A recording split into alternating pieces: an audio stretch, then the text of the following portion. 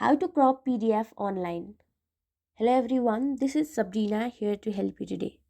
So without any further ado, let's get right into the video.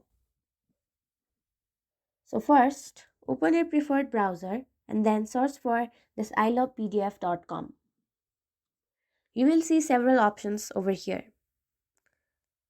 From merging PDF, splitting PDF, compressing PDF to Word, and many more PDF related features.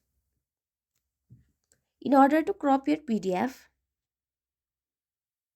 you will have to go to edit PDF section, and from there you will be able to crop your PDF and edit the size and font of the added content. So that's how you do it.